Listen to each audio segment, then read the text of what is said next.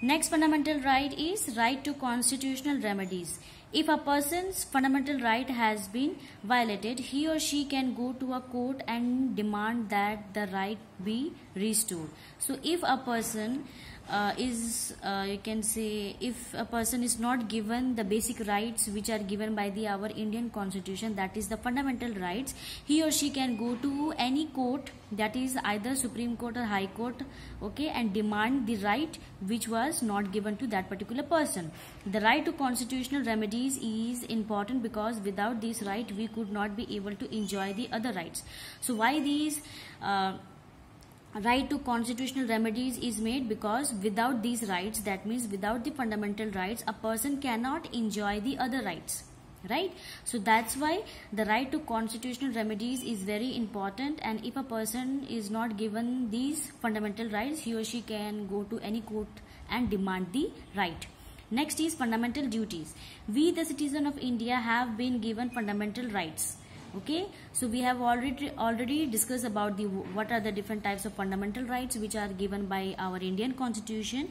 However, the Constitution also lists some duties that we have to obey and follow. So not only the fundamental rights, but also there are certain duties which are given by the Indian Constitution which our Indian citizens should obey and follow, and they are known as fundamental duties. A duty is what a citizen is expected to do. So what does the term fundamental duties means? Fundamental duties is a different types of order which are made by the Indian Constitution which the Indian citizen have to follow.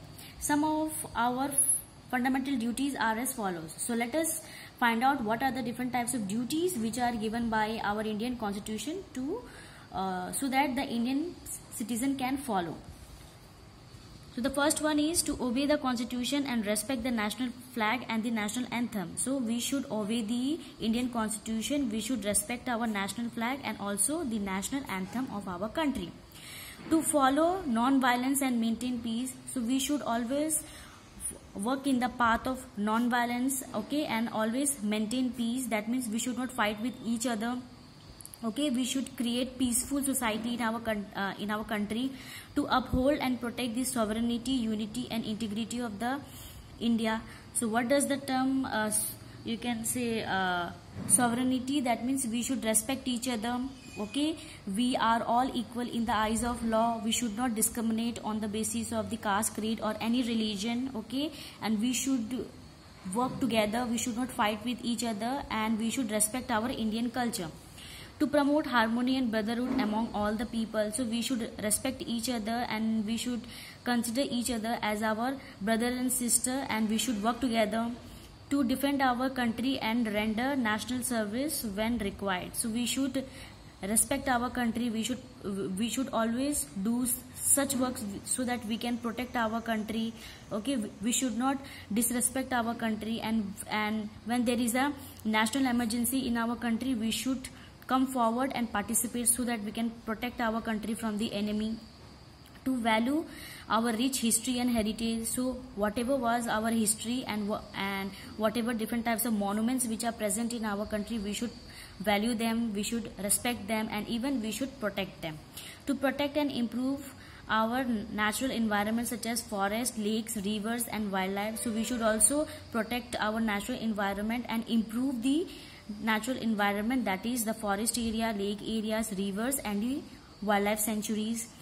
To safeguard public property and avoid violence, so we should not destroy the public property, that is the different types of monuments as you can see in this picture.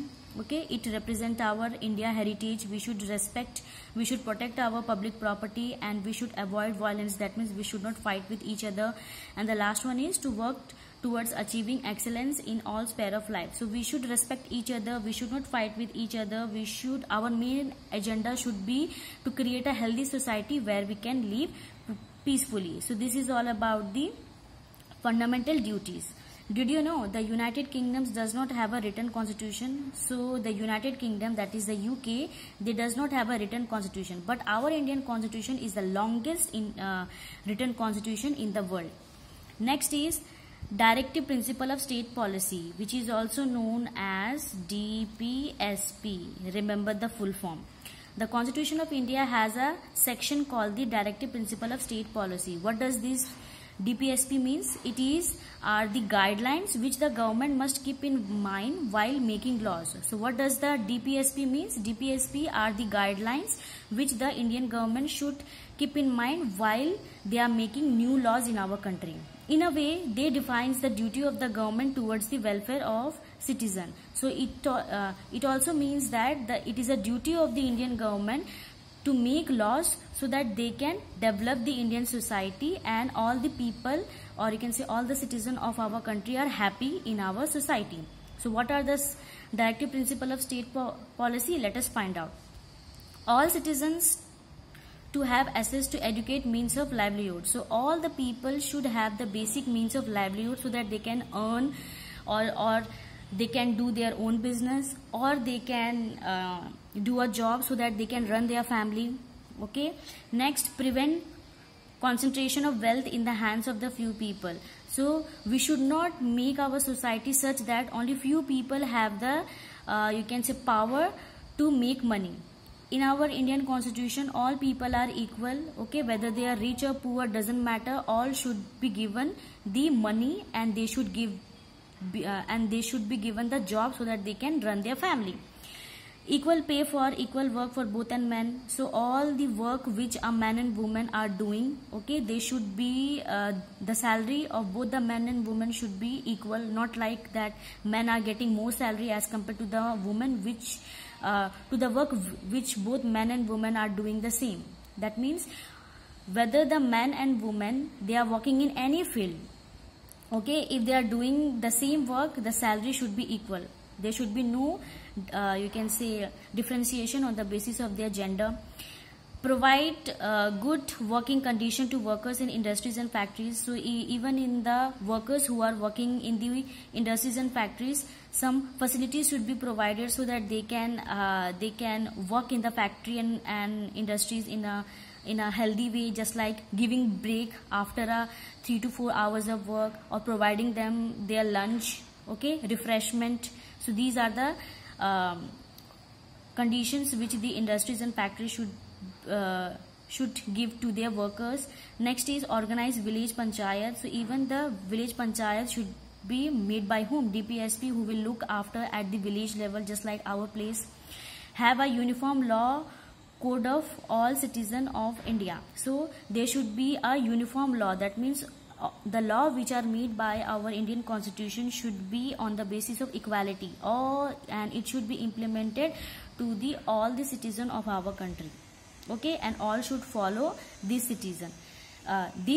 law. As you can see in this picture, this is a cottage industry, and a woman is working in the cottage industry. Next is promote good relationship with other countries and maintain peace with them. So it is a duty of the Indian government to make a healthy relation with the other countries and maintain peace within the world. Promote cottage industry in rural areas, especially in the rural areas. That means in the villages area, government should promote cottage industry where the women and the poor section of the society can come and work, and they can earn a small amount of money to run their family. Protect monuments, place and object of historical importance. So it is a duty of the government to protect the monuments, that is different types of monuments which are present in our country, that is the Taj Mahal, Red Fort, okay, Jama Masjid. Okay, so it is a duty of the Indian government to protect the historical importance which plays an important role in our country. Raise the level of nutrition and the standard of living of the people to improve public health. So it is a duty of the Indian government to increase the level of nutrition and the standard of living of the people who are living in our country so that they can have a healthy life. Prevent child abuse and exploitation of workers. So it is a duty of the Indian government that no child labor is implemented or practiced in our country, and there is no practice of child abuse. That means children are being used in order to do work, and there should be no exploitation of worker. That means the workers are appointed in the factories and industries. They should be given limited period of time. They should be given gap. Okay. If a right is violated, we can demand that they can be restored. So just like I have told you in the previous video that whatever the fundamental rights which are given by our Indian constitution, if it is not given, we can go directly to the any court and we can demand our rights. However, we cannot do the same with the directive principle of state policy. So this is the one difference between fundamental rights and directive principle of state policy. That is, in the fundamental rights, if we do not get any rights, we can go to the court and we can demand our rights. But in case of directive principle of state policy, we cannot go to any court or any any Supreme Court or the High Court to get these laws, because these are the duties which are which should be followed by the Indian citizen, and fundamental rights are the, you can say, basic rights which an individual have. So this is the one difference between fundamental rights and directive principle of state policy. And with this we end the chapter.